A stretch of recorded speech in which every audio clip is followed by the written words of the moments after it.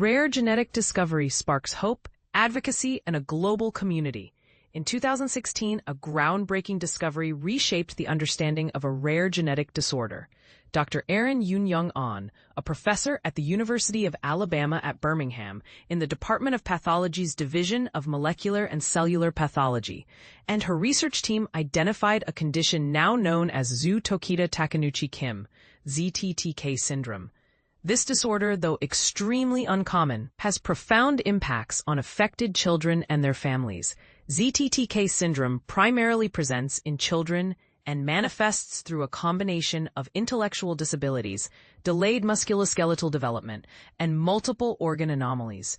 The root cause lies in the loss of function of the SON gene, which encodes a crucial DNA and RNA binding protein essential for normal growth and development. Dr. Ahn has been investigating the SON gene since the early 2000s, long before ZTTK was recognized. Following this discovery, she co-founded the ZTTK SON-Shine Foundation in 2021, aiming to create a supportive community for families navigating this rare diagnosis.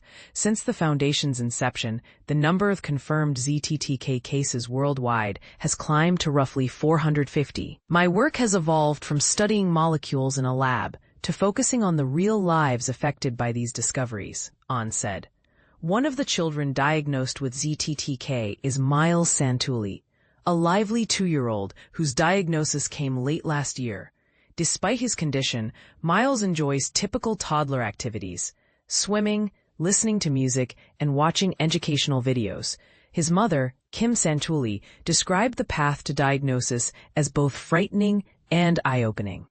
After noticing cognitive delays, loss of muscle mass, and difficulty gaining weight, Miles underwent several genetic tests before finally receiving a diagnosis. Our geneticist informed us that Miles had ZTTK syndrome, but because it's so rare, most doctors had very little knowledge about it, Kim said.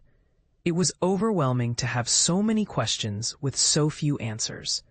Kim immediately turned to the ZTTK Son-Shine Foundation for guidance. I read through their entire website multiple times the day we got the diagnosis, she recalled.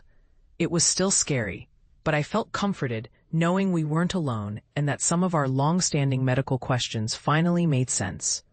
Her involvement didn't stop there. Kim joined the foundation's board of directors and became active in the Caregiver Facebook group, a hub for families caring for children with ZTTK. Beyond offering emotional support, the foundation is committed to accelerating research aimed at creating effective treatments and ultimately finding a cure.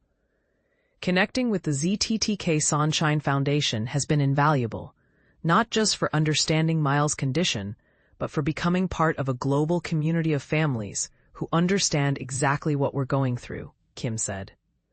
To raise awareness and funds, Kim and her husband, Mike, are organizing an event called Walking for Miles on September 21st in Prospect, Connecticut. Their goal is to raise $10,000 to support research initiatives through the foundation, a crucial step in the fight against this currently untreatable disorder. Dr. Ahn highlighted how meeting children like Miles and their families personally transformed her perspective. Holding their hands, seeing their smiles, and hearing their stories made my work profoundly personal, she shared. The first face-to-face meeting between Ahn and the Santullis occurred at the inaugural ZTTK Community Conference in Boston, Massachusetts. With the theme, Uniting Families, Fueling Research, the conference brought together over 150 members of the global ZTTK community, marking a historic moment of connection and hope. Ahn delivered a family-focused lecture that explained the biology of the SON gene and ZTTK in accessible terms. Research like Dr. Ahn's is a lifeline for families like ours, Kim said. The more we learn about ZTTK, the closer we get to treatments that can truly improve lives. Miles deserves every chance at independence and happiness, and this research is the key to making that possible. Period. Dr. Ahn concluded, I pursue this research so that individuals with ZTTK and their families can live the fullest, happiest lives possible. That goal keeps me motivated, even when the science becomes challenging.